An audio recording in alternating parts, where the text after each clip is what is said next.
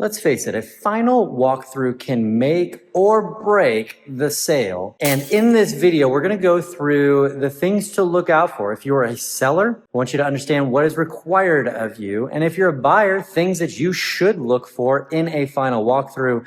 Let's encompass all of that so that you can make sure that your next real estate transaction is a successful one. The first thing to note is that your contract is what stipulates what is going to be required to be left or taken away during the transaction, during the final walkthrough.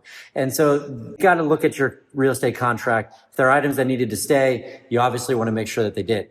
Now, typically we're going to go over what a standard Florida real estate contract does. So we have the as is or the standard contract. We're going to talk through both of those. And as far as what's typically included. So there may be instances where your contract may differ if you're already under contract. So you want to make sure that you're looking at that as part of your final walkthrough prior to coming in. So you will notice in this home, there are some draperies, drapery rods, fans, light fixtures that are here. That's important. All of those are considered fixtures in the real estate contract. And so those should not leave with the seller. Those should stay in the property. That's different than personal property. What I've been told in the past, and it makes so much sense, is that if you take the home and you were to flip it upside down, anything that would fall out would be considered personal property. Anything that would stay attached would be considered a fixture and attached as part of the property. And so all of the artwork here, that would typically not be something that would be a fixture because it's just on a hook tied to the wall. Now that being said, this is where things get a little bit interesting. With that being said, we have scenarios where there are nails that are left. The artwork's gone, but the nails are left. That is a very important factor, and something that you should do is keep the nails in the wall. I've seen so many times where somebody wants to do the right thing by pulling the nails out, pulling the screws out of the wall, then they patch it, then they try to paint it, and what ends up happening is it looks a lot like a cheetah print because they don't have painting, the paint that matches, or if they do have the matching paint, it's old, or the wall paint is old and it just doesn't match right. And so what you should do, technically those nails are part of the home, leave those in the wall and don't do any patching for the buyer. Chances are they may paint themselves anyway, but you should not do your own patchwork. It's not a requirement. So at this home, you'll see behind me, there is a beautiful blue swimming pool. Great view, the golf course. And that pool is still being maintained, even though the closing has not taken place yet. And you'll see all of the utilities are still on.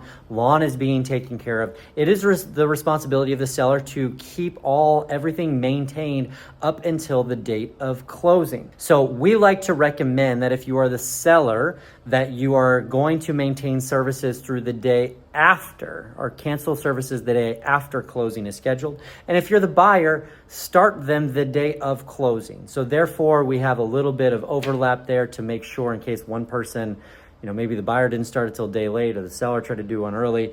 That's just the best way we have found to be able to make sure that everybody is covered if the seller cancels the day after and the buyer starts it the day of. All right, this is one that most people get wrong, and I'm talking about TV mounts. Many times people want to take the TV mounts, but this mount is bolted into the wall. It is not something that should be taken. That is a fixture to the wall. So they say fine. They leave the wall part of the bracket, but then these vertical components that are actually attached to the back of the television, a lot of times people forget to take those off the TV.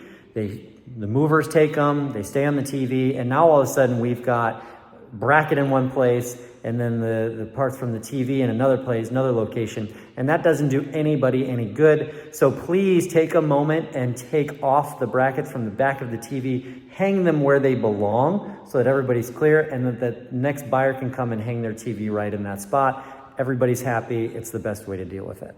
So as I mentioned, it is the seller's job to maintain the property in the same condition that it was when it went under contract.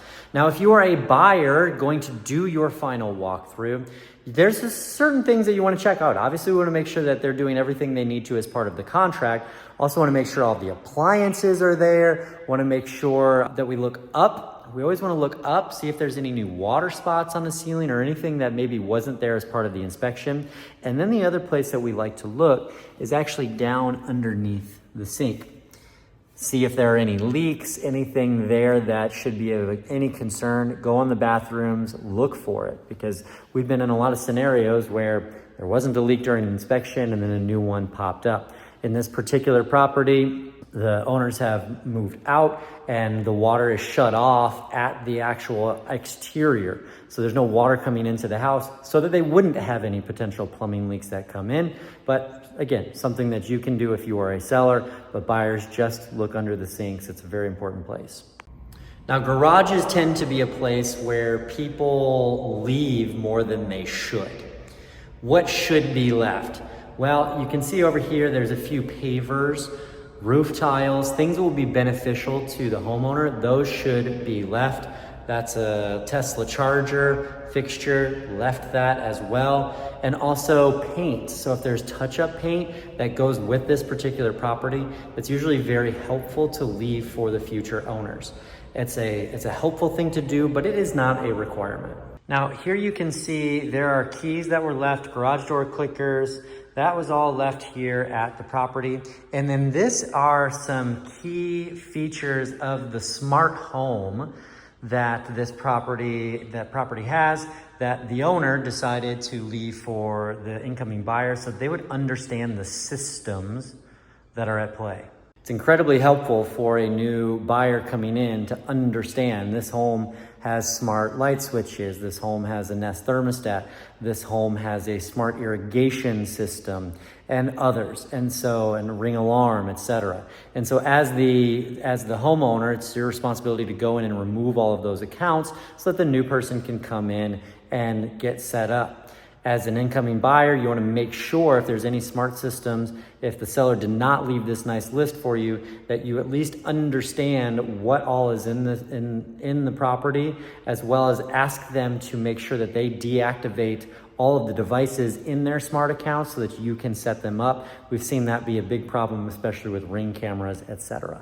Now, if you would like a beautiful property like this, me and my team would be honored to be able to help you find property or help you sell your property here in Southwest Florida. Have a blessed day, and thank you so much for watching.